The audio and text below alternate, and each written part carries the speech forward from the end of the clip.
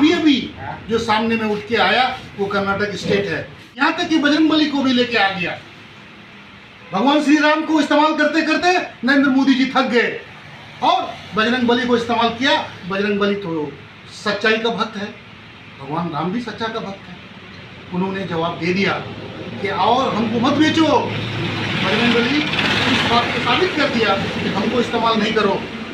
हम तरक्की, बेरोजगारी, महंगाई, डेवलपमेंट, रोजगार, ये सारे कामों के लिए हम साथ में हैं।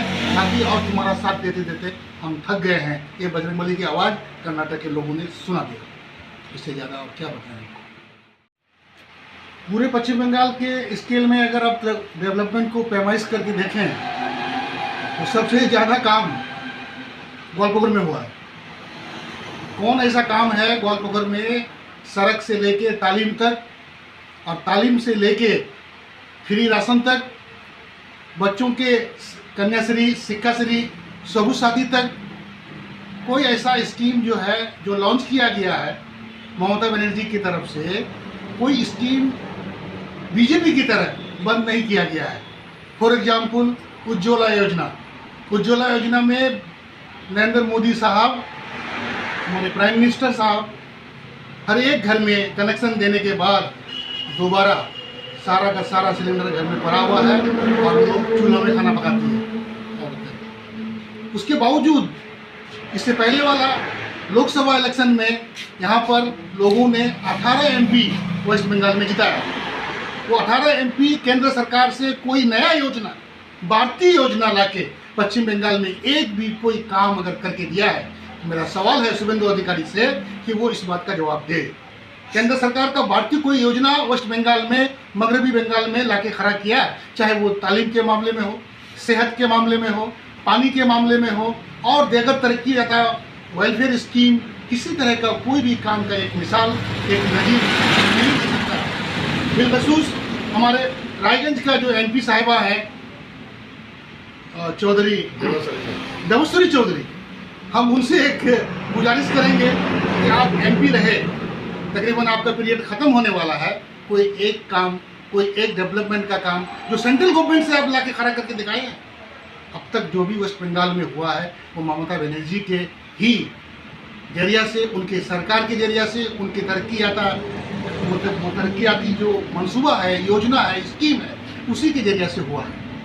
अगर ग्वालपकर को हम लोग लें, रास्ता के मामले में नंबर 1, तालीम के मामले में ITI कॉलेज से लेके इंग्लिश मीडियम मदरसा, सेहत के मामले में गवर्नमेंट सरकारी हॉस्पिटल, इलेक्ट्रिसिटी के मामले में पावर हाउस। आज से दीदी की सरकार आने से पहले मगरिब के वक्त में सभी घरों में जो पंखा चलता था उसका नहीं चलने के बराबर था, इस तरह का वोल्टेज का सप्लाई था।